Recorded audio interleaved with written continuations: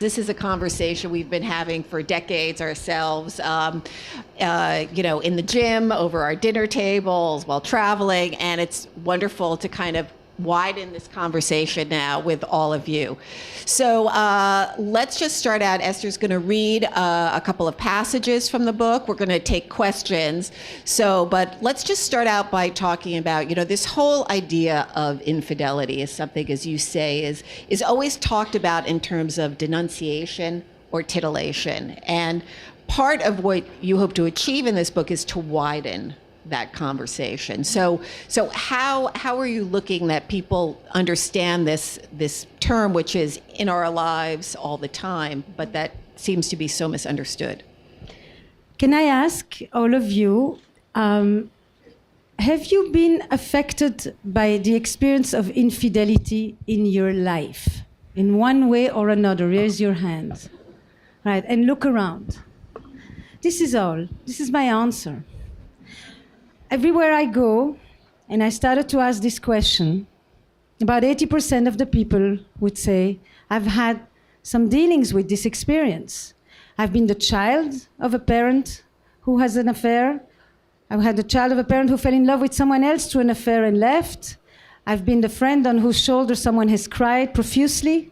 I've been the friend who's been listening to another friend who's in the thralls of an affair. I've been the person who has closed the triangle.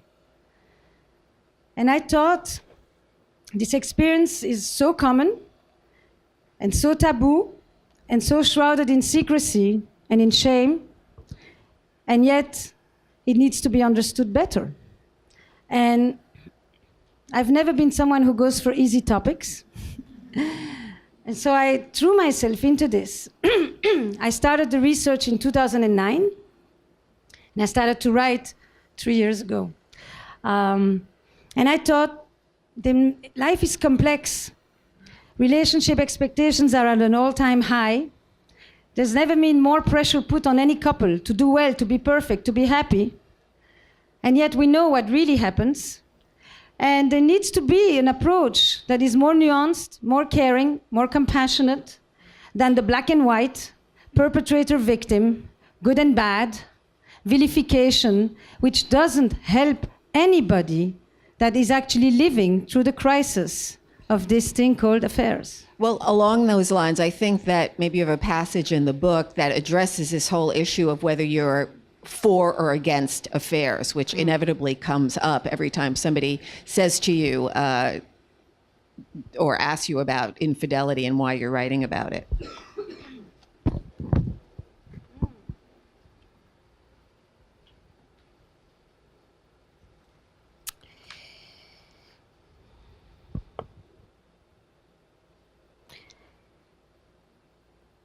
All right, I'm just going to do one opening thing, and then I'm going to go to this. It'll probably be better. Okay. You mean you haven't memorized it all by now? When you finish writing a book, you go blank. At this very moment, in all corners of the world, someone is either cheated or being cheated on, thinking about having an affair, offering advice to someone who's in the throes of one, or completing the triangle as a secret lover. No aspect of a couple's life elicits more fear, gossip, or fascination than an affair. Adultery has existed since marriage was invented, and so too the taboo against it. It has been legislated, debated, politicized, and demonized throughout history. Yet, despite its wide-scale denunciation, infidelity has a tenacity that marriage can only envy. So much so that it is the only sin that gets 2 commandments in the Bible. One for doing it, and one just for thinking about it.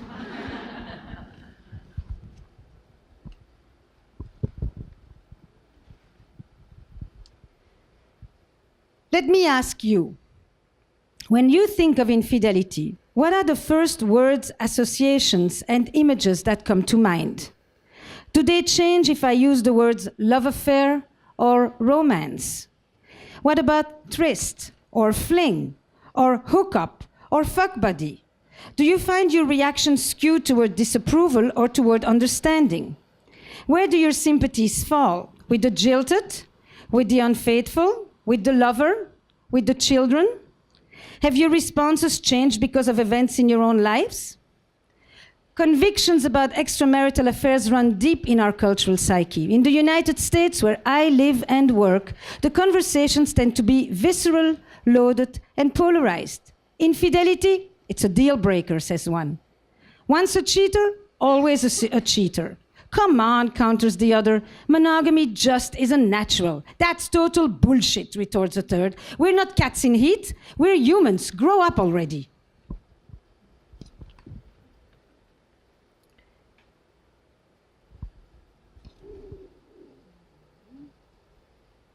Where is the for or against? I can't remember. Yes. The revelations of an affair can be so wrecking, it is no surprise that most people want to take sides. Whenever I tell someone I'm writing a book about infidelity, the immediate reaction is usually, are you for or against? As if there were only two options. My answer is yes. Behind this cryptic response lies my sincere desire to initiate a more nuanced and less judgmental conversation about infidelity and its concomitant dilemmas. The intricacies of love and desire don't yield to simple categorizations of good and bad, victim and culprit. And to be clear, not condemning doesn't mean condoning. And there's a world of difference between understanding and justifying. But when we reduce the conversation to simply passing judgment, we are left with no conversation at all. So let's continue the conversation and start with one thing that I think a lot of people assume, which is that only unhappy people cheat in their marriage. Right. And that has not, as I gather, been your experience in your practice. Right. So one of the great findings in writing the book was that infidelity happens in good relationships, in lousy relationships, in open relationships. It's just that is not what defines it. And the typical idea that we have today is that since we are waiting 10 years longer to find our one and only, when they have found everything, if I have everything I want at home, there should be absolutely no reason for me to go looking elsewhere. Hence, if I'm going elsewhere, it must mean there is something missing. Either there's something missing in the relationship or there's something missing in the person. It's a deficiency model that very much likes to think of infidelity or affairs as symptoms. And what I began to listen was people who would come in. It wouldn't have been interesting to write a book about people who tell me I'm miserable, I'm lonely, I'm neglected, I'm depressed, I'm ignored, I'm sexually frustrated for 12 years, I'm having an affair. So, who's surprised by that? But that's not what I would hear. I would hear people that would come in and say, I love my partner, I love my life, I have no intention of ever leaving, I'm having an affair. Can love be plural? Can you actually love two people at the same time? The amount of people who come to the signing of the books and whisper this question in my ears. It's just an amazing thing, you know. And I began to understand that sometimes when I say that even people in happy relationships also stray, what it says is that sometimes when we are drawn by the gaze of another, it isn't because we want to leave the person that we are with, as much as it is because we want to leave the person that we have ourselves become. That what people often are looking for is not another person, but another version of themselves, which they don't know how to create or don't want to create in the confines of their committed relationship. And that's when I started, you know, from saying even people in happy relationships cheat or stray or have affair, it became even happy people cheat. That's the article of The Atlantic. So now it becomes, you know, what does that mean? It's not so simple. But what it says is that affairs are really dual stories. They have stories of betrayal and breaches of trust and rejection and abandonment, but they are also stories of love and longing and loss. And the loss is for lost parts of oneself, more than anything else. The word that you hear all over the world when people transgress is that they feel alive. That's what they really are talking about. They're not talking about sex, they're not talking about excitement or titillation. There's something about transgression, about breaking your own hard established rules that on occasion and for a while, because stories evolve and can terminate in a shithole, you know. But that beginning is about people talking about aliveness more than anything else. Well, the other really strong emotion that you talk about that attaches itself to infidelity is shame. And it's not necessarily shame on the part of the person who cheated, but rather on the person, the spouse who was cheated on. And that there's a shame in staying, whereas the default used to be, of course, we keep the family together. As we have become more individualistic, in a sense, that has turned around to their shame in staying. The first time I began to think about this subject, which actually was what led me to write about mating in captivity, was during the Clinton scandal. Because I remember we were a bunch of strangers in New York, foreigners, not strangers, that thought, why is it that this society is so tolerant about multiple divorces, with the dissolution of all the family bonds and the dismantling of entire lives, and so intolerant about transgression? The rest of the world has always opted the other way around, by the courtesy of women, let's be clear. Meaning that in order to preserve the family, people made compromises around affairs.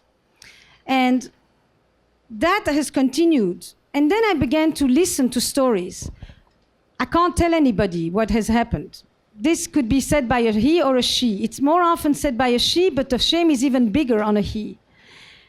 Not only am I betrayed by my partner, by my beloved, but on top of it, I can't tell anybody that I've chosen to stay because everybody's pushing me to throw the dog on the curb, to get out. There's only one answer when you've been wronged, and that is to leave. And so I started to think, like for Hillary, by the way, you know, it used to be that divorce carried all the shame and all the stigma. And today, choosing to stay when you can leave is the new shame, which leaves way too many people with a dual secret. Can't talk with this one, can't talk with those. And that creates an isolation in a silence that, once again, not only was the affair the secret, but now the recovery itself has to be shrouded in secrecy and in shame. And that's one type of the shame. And the other shame that I also thought was really interesting was the need for people to shift. This is from the people who have actually, who are trying to mend, is to shift from shame to guilt. You know, guilt is a relational engagement with someone toward whom I feel responsible because I hurt you. Shame is that I feel so bad about myself for what I did. And so sometimes I feel so bad about myself that I can't feel bad for you. That shift from shame to guilt became a major piece of work when I would work with couples in the aftermath of the revelation of affairs. Speaking of scandals, the scandal du jour, let's just spend a couple of minutes on it because Harvey Weinstein, whose wife left him today, and obviously there we're not only talking about infidelity, but sexual predators. And just talk a little bit about what we see going on now. Every time I wrote and I thought, God, this is taking me so long, I always thought, it's okay, there will be another scandal very soon. You know, I just like, it just pours, you know. Look, infidelity is a wide, complex area of engagements with other people, sexual and emotional. This is sexual predator. This is sex offender. This has nothing to do with affairs. I think we have to keep things a little bit organized here. Look, I don't know the mental health of this person, but I will just kind of ad-lib a little bit.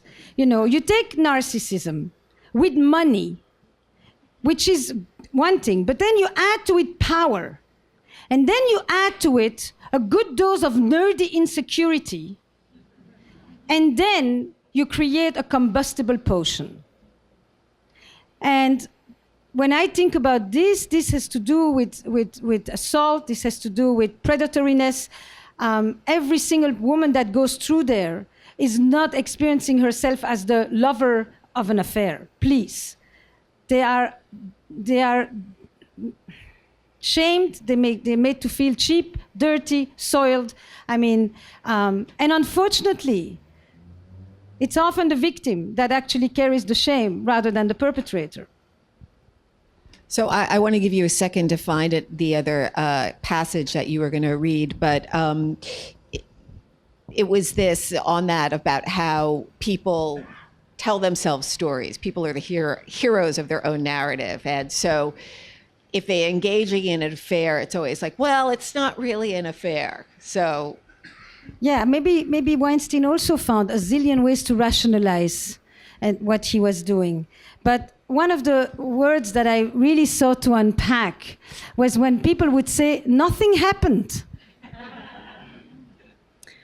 Nothing happened is the common refrain of the sexual literalists. After a few too many drinks at his coworker Abby's birthday party, Dustin accepted her invitation to stay over. When quizzed about it the next day by his girlfriend Leah, he repeated those two words insistently. All right, since you must know, we slept together in the same bed, but I'm telling you, nothing happened. At what point did I ask myself, does something happen?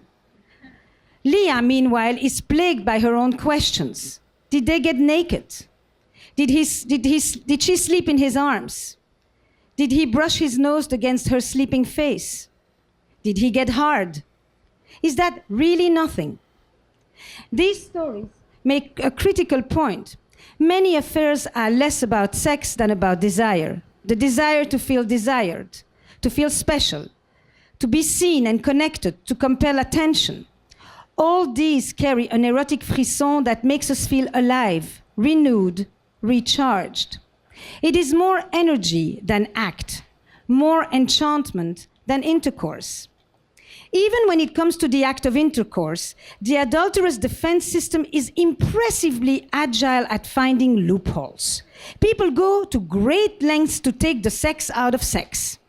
My colleague Francesca Gentile compiled a list of some of the more imaginative completions to the sentence beginning with, "It wasn't sex because I didn't know her name.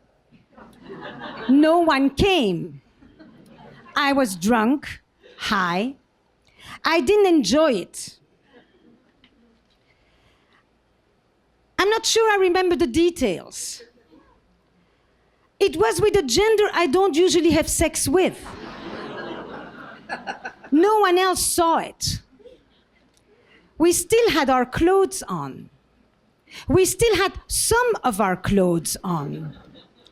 And that's my favorite one. "One foot was on the floor." The contortions of the mind. So do men and women cheat differently? This is a talk on its own, right? Look, maybe we start with a tiny bit of history on this one. When it comes to adultery, this has never been an equal gender proposition. Men have practically had the license to cheat. They had privilege. And then the scientists and the others came with all kinds of fancy theories to justify why they need to roam. And women were viewed as this domesticated creature, which if she doesn't want to go anywhere, I never understood why she needs to be locked up everywhere. Monogamy was an imposition on women for economic purposes. It had absolutely nothing to do with love, in order to know which children I need to feed and who gets the cows when I die. Until today, there are 9 countries where women can be killed for straying. And why is that important? Because from there, we develop these assumptions. Men cheat because they're bored and they like variety and they need novelty. And women, they cheat when they are lonely and when they are hungry for intimacy and when they want to leave. And I just thought, change the consequences and then we will see what makes a woman cheat. If the consequences are that dire, you bet she waits till she's really at her wit's end before she takes that risk. We have no idea what women want. actually. We've never let them define it for themselves. What we do know is that today, men's rates of infidelity, with whatever credibility numbers and statistics can have about this topic, is pretty static, stable, and women have pretty much gone very rapidly closing the infidelity gender gap. You know, by definition, everybody lies when it's about sex, and they lie even more when it's about forbidden sex. Men have always lied by exaggerating and boasting, and women have always lied by denying and minimizing, because everybody knew where the social pressure lies. In my experience, it's way more fluid, it's way more androgynous. Sex is rarely just sex, and love can be very erotic without ever touching anybody, and the kiss you only imagine giving is just as powerful as hours of lovemaking. Affairs are erotic plots, and they are erotic plots for men and women, straight, gay, trans, across the whole spectrum. It seems that one of the biggest misunderstandings of your book and your writing is that people always assume you're for infidelity. And the accent. What? It's the accent. Oh. Well, that helps sell books too. So let's, not diminish that. But you have a very interesting simile or metaphor that you use in the book, a comparison to say it's like if somebody gets cancer, right? That's a horrible thing. You wouldn't wish it on anybody, but sometimes that you can gain insight through it or learn a new deepness of emotion or feeling. And it seems that's kind of the model you are thinking about with infidelity, that it can be a disaster for a relationship, but there also may be good that could come out of it. So affairs can threaten the foundation of an entire relationship. The trust, the connection, the intimacy. I mean, it can shatter people's lives. This is not just light at all. It not only shatters the trust in the person, but it breaks your own trust in your own perception. You don't know anymore if you have a grip on reality. So, unfortunately, because I believe in the resilience of people to actually overcome some of the worst crises, it very quickly becomes as if I think that affairs are good for the marriage. To which I then said, yes, that was my comparison. I saw people describe to me life-threatening situations and cancers and illness in general, life-threatening. And they would say it shakes you to your core and it reorients your priorities. It changes your perspective on life. But nobody would recommend anybody to get cancer. But everybody understands that those dire, extreme situations often shake you, jolt you out of complacency, remind you what you stand to lose, and all of that. So I think that for some people, affairs break the relationship. C'est fini, c'est la fin, done. And it's the death knell often for relationships that were dying on the vine. And sometimes people wait for their partner to cheat so they can finally have the legitimate reason to go as well. But sometimes the affair is a remake of the relationship. And it is not uncommon for people to tell you, we worked this through, and we are stronger today, more honest, more alive, more connected than we ever were before. And that is true too, because crisis propels you to the essence. So that's why I sometimes say good can come out of this. I want to read the Explorers then, actually. That's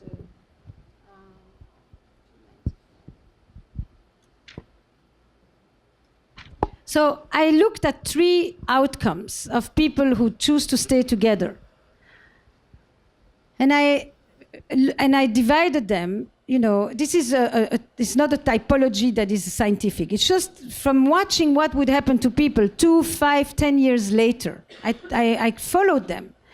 And I looked at the survivors, and you will read about them, but they are kind of, resentment is like swallowing poison and waiting for the other person to die.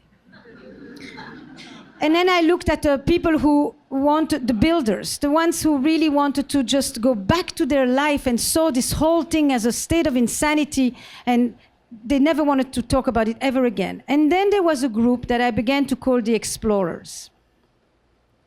I've been particularly interested in the third category of couples, those for whom the affair becomes a catalyst for transformation. These explorers come to see the infidelity as an event that, though insanely painful, contained the seeds of something positive. When faced with the collapse of the world they knew, these couples home in on each other with a level of intensity they haven't experienced in years. It's not uncommon for them to experience a combustible rekindling of desire that is a potent mixture of anxiety and lust. Fear of loss is the spark plug that sets it off. They're deeply engaged, in pain, but alive. The explorers have taught me much about what lies at the core of resilient relationships. Madison and Dennis always struck me as being this kind of a couple. The uncovering of his affair threw them into turmoil, but I remember noting during our sessions that they had an uncanny ability to express and accept a wide range of feelings without demanding premature closure. Their tolerance for ambiguity and uncertainty opened up a space for exploration in which they could more deeply reconnect. In contrast with the sufferers who conceive of their ordeal in moral absolutes, the viewpoint of the explorers is more fluid. They more readily distinguish wrong from hurtful, paving a smoother road for clemency.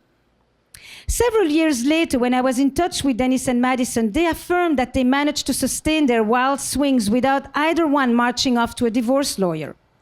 Their grief revealed new facets of themselves and each other. Their first marriage was over, and they could never get it back, but they chose to have a second one. In the process, they were able to turn the experience of infidelity in an enlarging emotional journey. When they speak about the affair, it is clear that they identify it as one event, not the definitive event in their long history together. One sign that they have successfully metabolized the events appears in their language. Shifting from you and me to our, Madison doesn't talk when you did this to me. Rather, they both talk about when we had our crisis, recounting a shared experience. Now they are joint scriptwriters sharing credit for what they produce. What started outside the relationship is now housed within. For Madison and Dennis, the affair has become a landmark integrated into the broader geography of their lives together. And above all, they know that there are no clear-cut answers, so they're able to discuss the betrayal with a fundamental acceptance of their human flaws. Madison and Dennis's relationship feels much richer and more interesting, but it is also less secure. They have added novelty to the enduring, mystery to the familiar, and risk to the predictable. I'm not sure at all where this is going to take us, but dull it certainly is not, Dennis says. If before they were facing dead ends, now they don't know where they'll end up. But the very fact is more exciting than frightening, and they are in it together. To repair is to repair. Okay, I think this is a...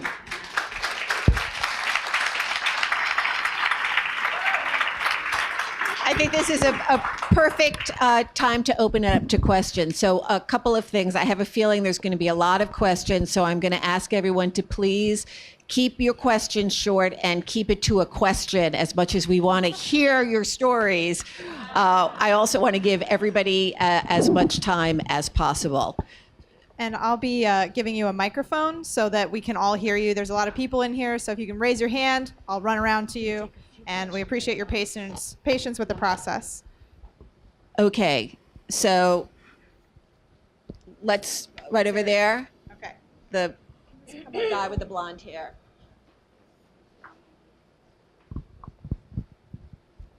Hi, thank you so much. I have to say thanks to my fiance for introducing me to your work. But so powerful when you said that when we have the fantasy maybe to be with someone else, that it's actually pointing inward about some part of ourselves that maybe we don't know how to manifest. So my question is there a vocabulary to help deal with that moment? Like, at what point in this potential thought crime scenario how do we start to turn the attention back inward before there's an infidelity?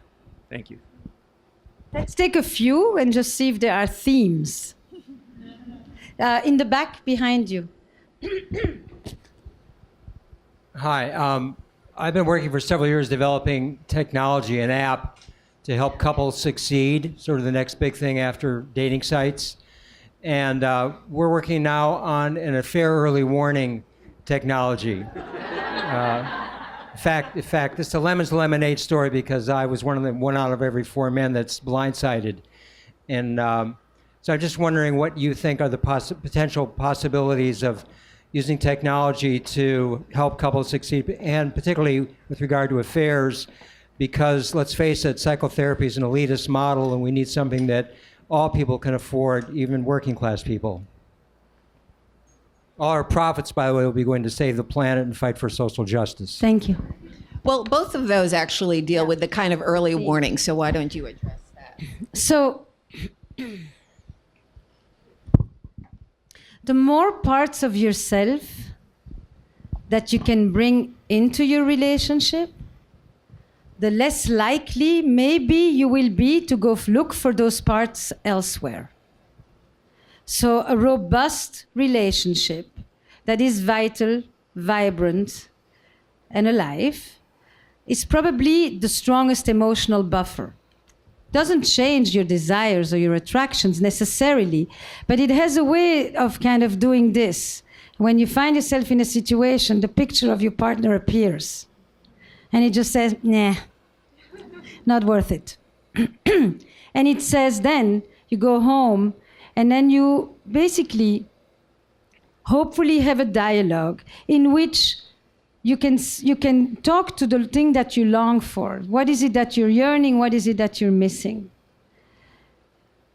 As a whole, when I, if I do 5 interviews in a day, I start to feel like I can finally get a little loose. So I'm going to tell you, on this affair proofing thing, it reminds me when I raised my children here and people would kind of child-proof a house. And I always thought from a foreigner's perspective that was very strange. You teach a person not to put their finger in the socket. You don't just cover them all up. Meaning that you create internal awareness of danger, awareness of the consequences of your action, awareness of what happens when your fantasies become enacted. It's the same on the affair proofing thing. I have never thought that surveillance systems breed trust and intimacy. Not in the intimacy of your home and not in the protection of your nation. So, a detector, it's like if you need a camera to check if the person that is taking care of your child is trustworthy, then you're not in the right situation. By definition, trust is an active engagement with the unknown. It's a leap of faith. You need to just feel that you can turn away and not worry.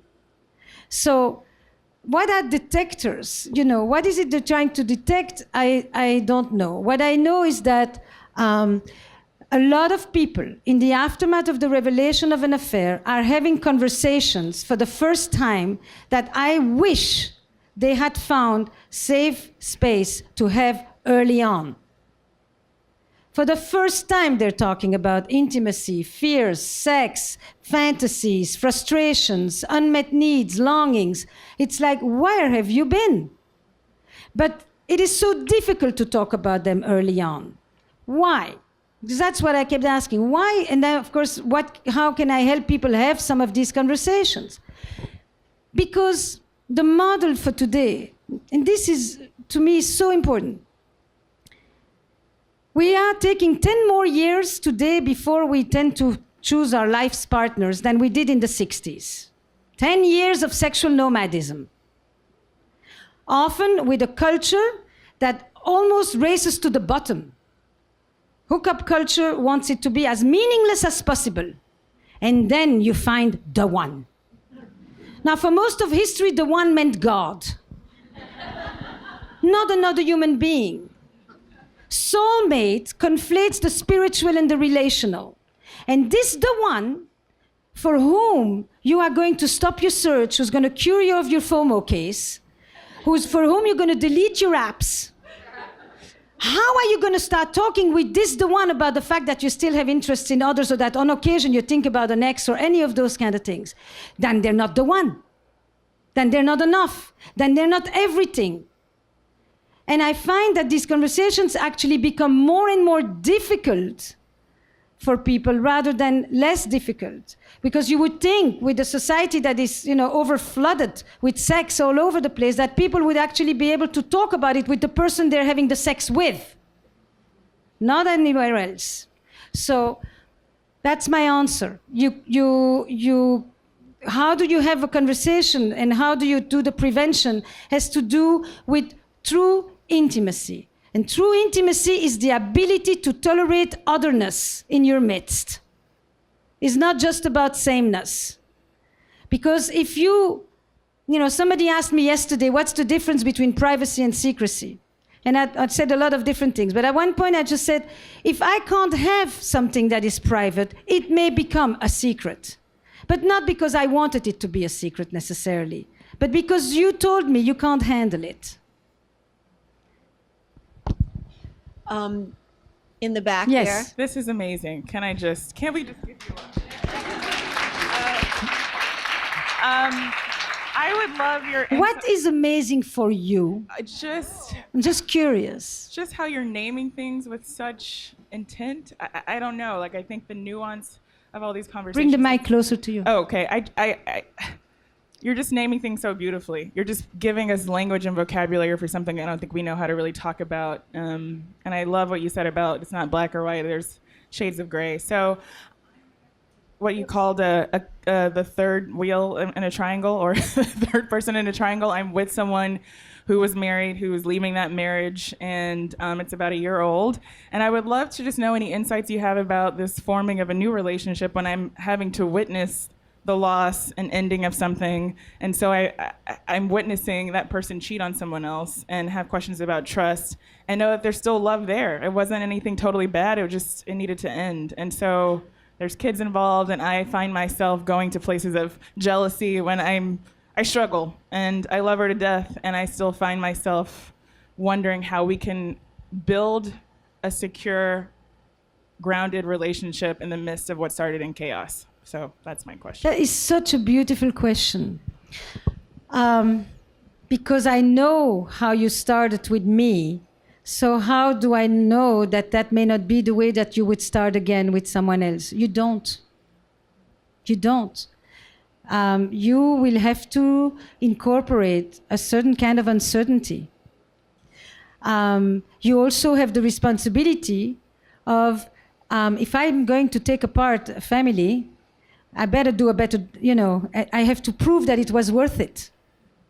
The burden on me to make it, worthy for you to have done this. And that is not your burden. But I totally think that it can be part of one of the many thoughts that you would have. And then there is the relationship to the children. Will they see me as the person, it's a she, right? Will they see you as the woman that their mother fell in love with, or will they see you as the homewrecker? Homewrecker doesn't exist in the masculine. That's another gender bias in there somewhere, I have an entire chapter on the other woman, because the entire literature, psych literature on affairs never mentions the other person. They don't exist. They're just some toxic nuisance that you need to get rid of.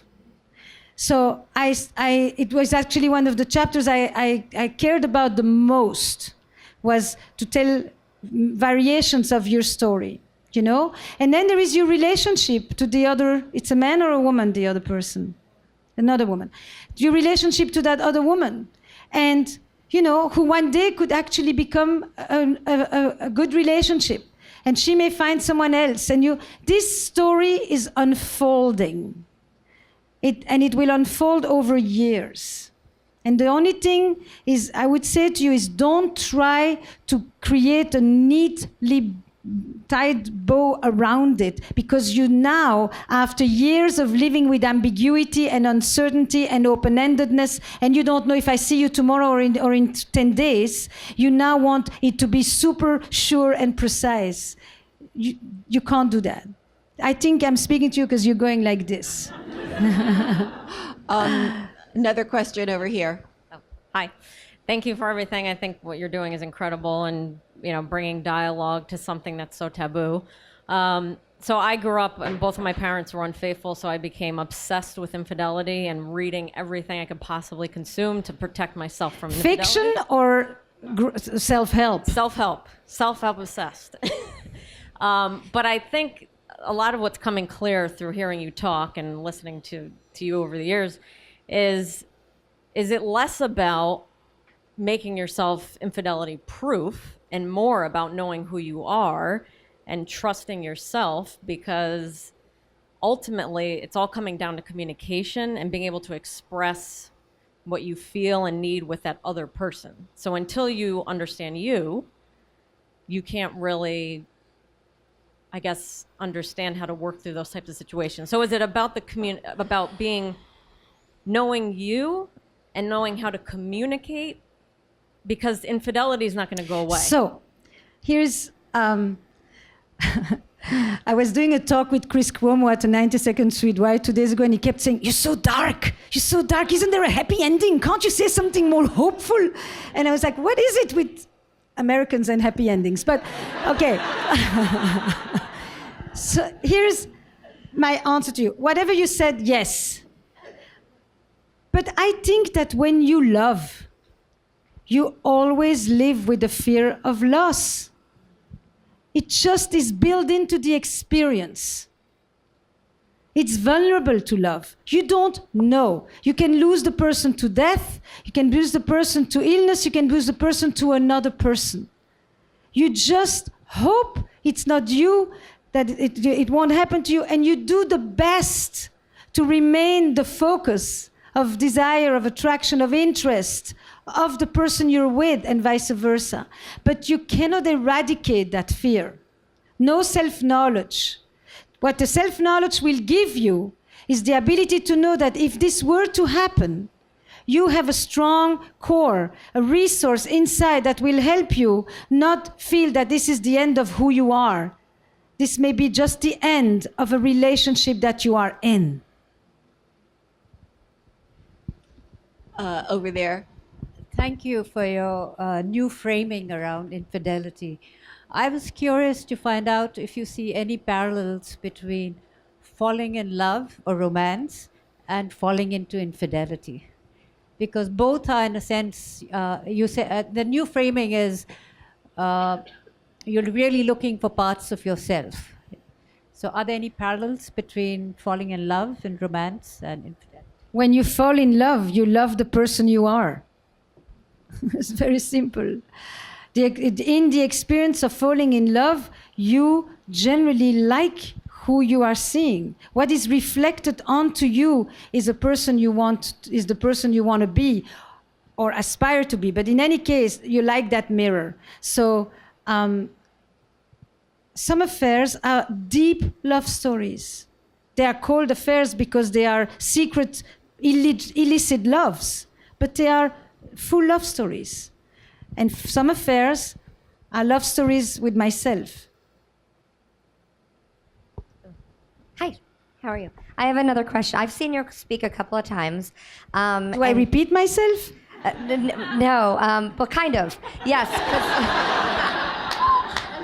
But in a perfect way. And I kind of want you to repeat something here today for everyone that I have tried to repeat to my friends over and over from something you said, but I think I've got it wrong. And I think it's part of where infidelity comes from. So you came back to the source?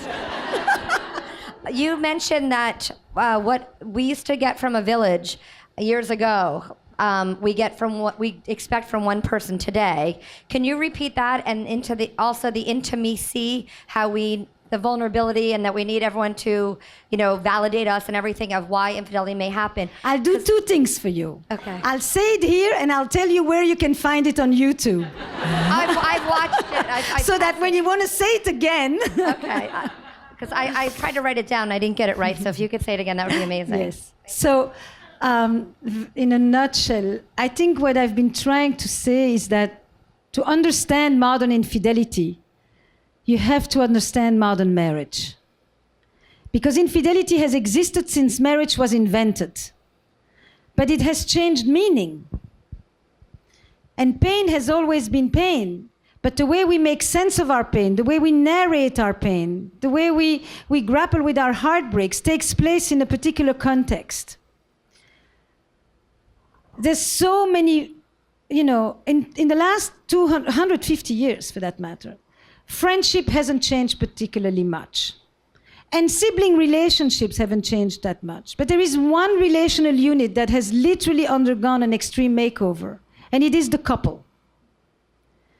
And I could just go do like a 5-minute history lesson on this, but to say to you just the basic thing is this. We went from the traditional model to the romantic model, and now we are going into the self-actualization model.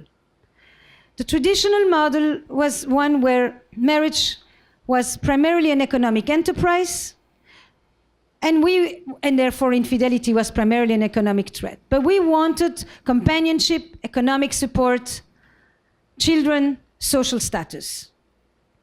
The basic needs. It's like a Maslow ladder. Eli Finkel talks about this very nicely in his book, The All or Nothing Marriage. And then we added love to marriage.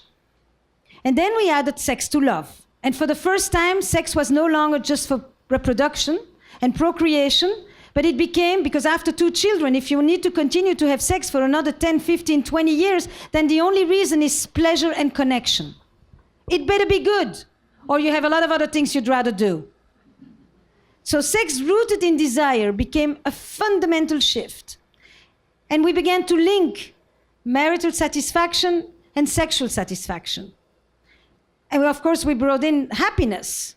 So all of these things proliferate in our expectations of relationships. And now we want one person to give us security, stability, commitment, safety, dependability, all the anchoring experiences of life. And we want the same person to give us mystery and awe and novelty and excitement and surprise. This notion that we will marry contradictory ideals into one relationship, that the same person will be your anchor and your waves, is making it so that we are asking one person to give us what once an entire village used to provide. That's the thing. So I just want to echo first. I'm right here. Thank you so much for doing the work that you do. It's really, really Bring wonderful. it closer to you. It's really wonderful.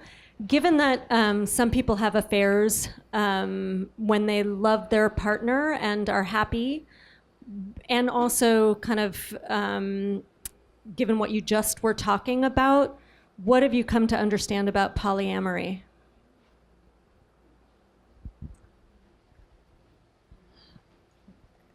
So, my question to you is this. Are we asking, can love be plural?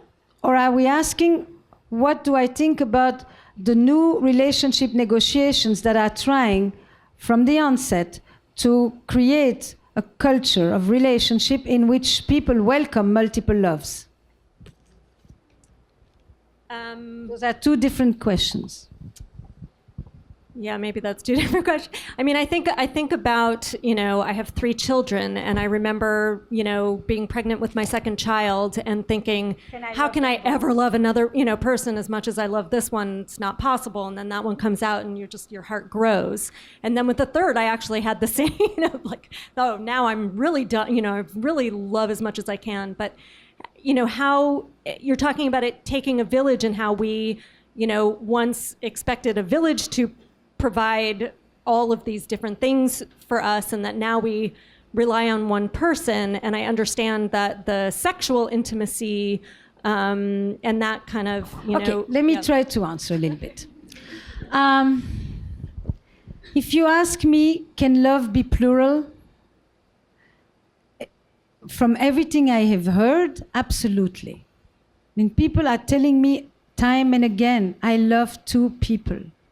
This is not, I love them differently. They're different stories, they're different relationships, they're different energies, they're a whole different experience. But yes, if you ask me about the tendency or the wish today on the part of some people to create a different relationship culture that's non-monogamous or non-exclusive or polyamorous, then I have to say, somebody asked me to, somebody was asking me today, whatever the story.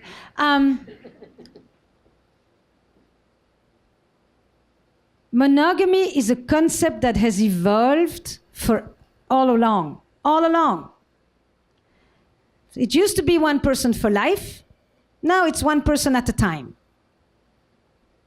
People go around telling you that they are monogamous in all their relationships. It makes perfect sense, So I have one woman, she's like, I've been monogamous with my 2 marriages and my last 3 boyfriends.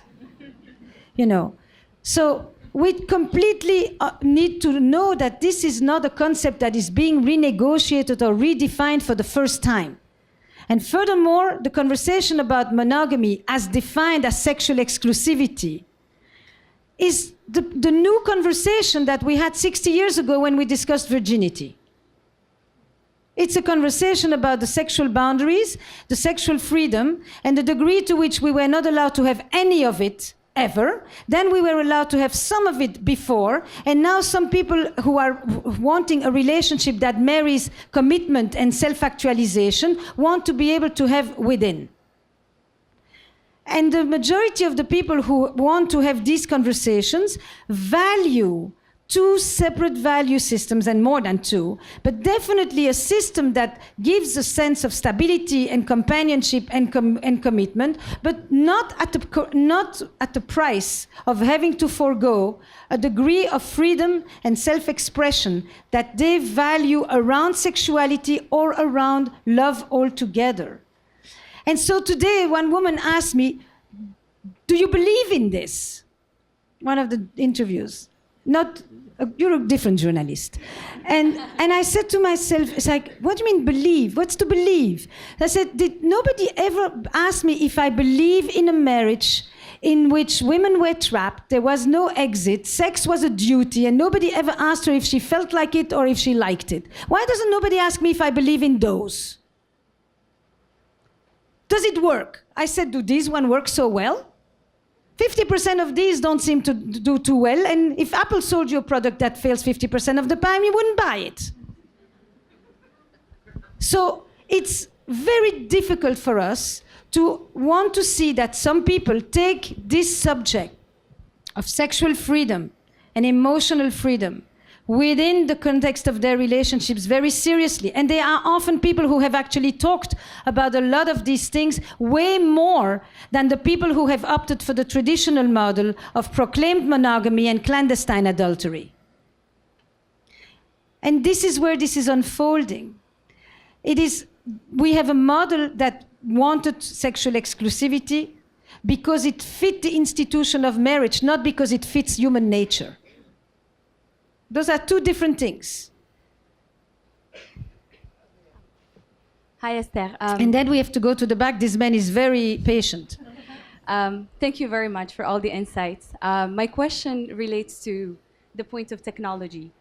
I want to go back to it and talk a little bit about the world where we live in of online apps and online dating apps, where basically we're swiping people and exploring a market of high kind of demand and offer. But I'm also wondering, Make it closer to you. Sure. I'm wondering about what does this mean for the relationships and finding the one, but also how does that translate to infidelity? Because it makes it more accessible. Right. So here's the thing.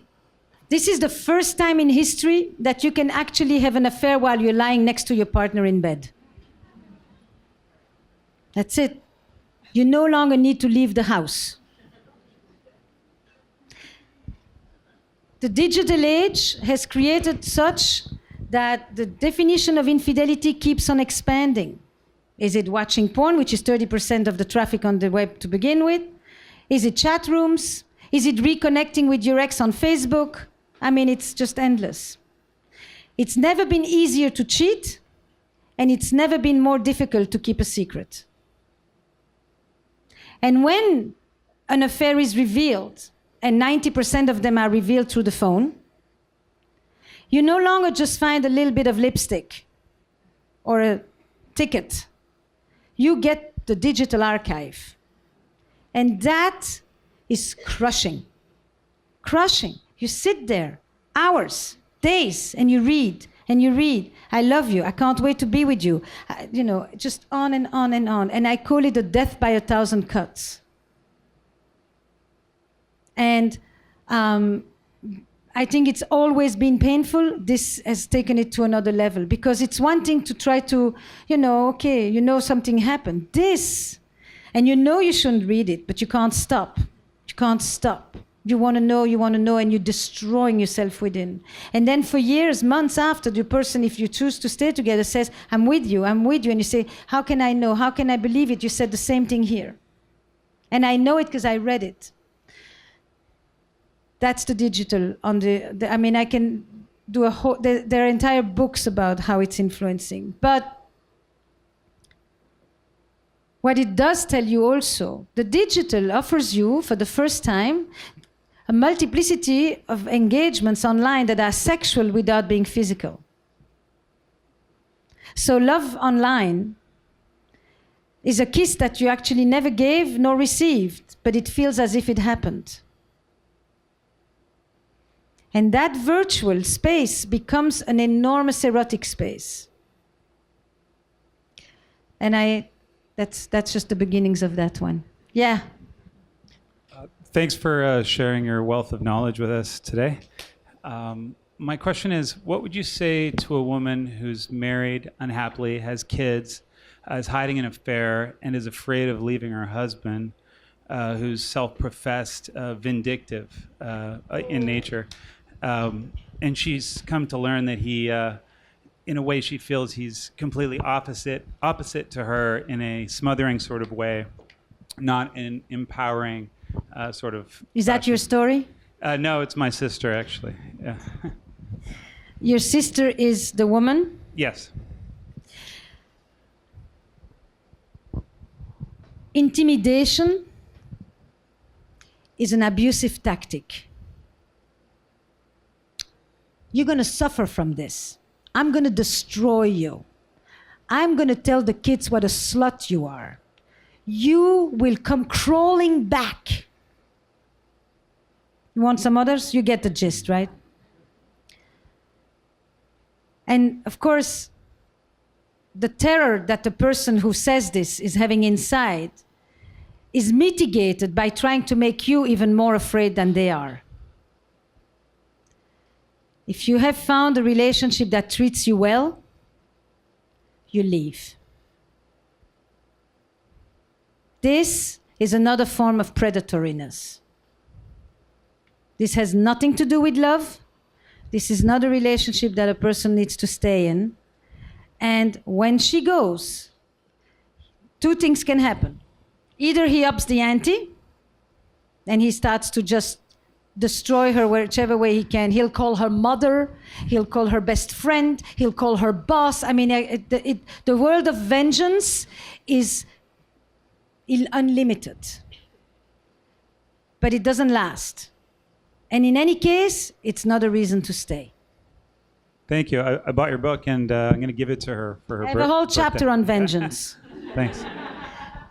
Okay, I think we probably have time for about two more questions. Okay, one here. Hi. I just wanted to know if you were to rewrite the wedding vows, the standard ones, how would you do it?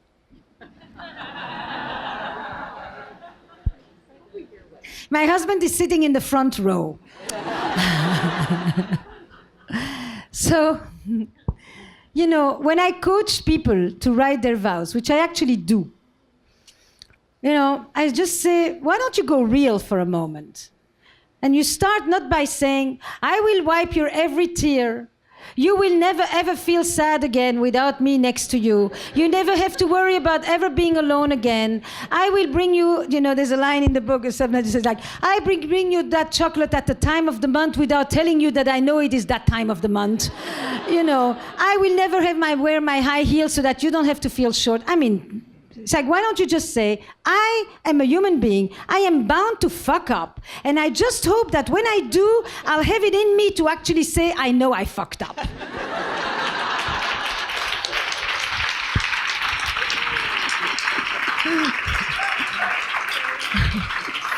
I promise you, you'll actually get people to listen when you're talking and doing your vows. You know, you just, instead of saying, you know, I'll be perfect, you just actually say, I will be imperfect, because that's what we are. We are flawed individuals, and at best, we hope that we can still hold ourselves in high regard despite it. And you just say, you know, and when I go defensive, I hope that you will just hold me to task, because I know myself. Because by now, by the way, most people who marry have been together for a while. This is not like they're just discovering each other. They know damn well what their quirks are and their vulnerabilities and their hang-ups. So I think a great moment in the vows is to say, here are my hang-ups. Here are the things that I'm going to do that I know will annoy you forever, because they have since the first day we were together. And you will be annoyed with this, you know, because most of these things, by the way, happen on day 2. It's not like you need 7 months to find out, you know. But I hope that that's not the first thing that you will see all along. And that you will realize, and that it's that kind of a story. I really think that it's an amazing thing how romantic people have become. It's like there's a level of earnestness about it that you kind of wonder sometimes at the end of these vows if people will make it past the honeymoon. Okay, final question. I think I heard you say it so beautifully, that true intimacy is the ability to tolerate the separateness of the other. Would it be sort of an inoculation, which is, I think, something you had asked, that if you are able to tolerate the separateness of the other, that perhaps they can find parts of themselves within the relationship and express them and manifest them as well? I'm going to answer you differently. My answer is yes, but the way that I would like to say to you is this. And by the way, you know that I've done this podcast, Where Should We Begin? So what I did, for those of you, what I did really was integrate reading about it in the book and then actually listening to how I do these conversations in my office. Those are unscripted, anonymous couples counseling sessions live. They're not my patients at all. But here's the thing. Most of us today in the West are going to have 2 or 3 relationships, committed relationships or marriages. Some of us are going to do it with the same person. And when you do it with the same person again, it is about bringing more of you or a different you to a different other and starting a new story. Because when you pick a partner, you pick a story. It's just that sometimes you've been auditioned for a play that you've been recruited for a play that you never auditioned for. All right, well, I want to thank the Strand, Nancy and Eddie. You can buy, Esther will stay to sign books. You can whisper whatever you want in her ear, and you can buy them at the back. Thank you so much.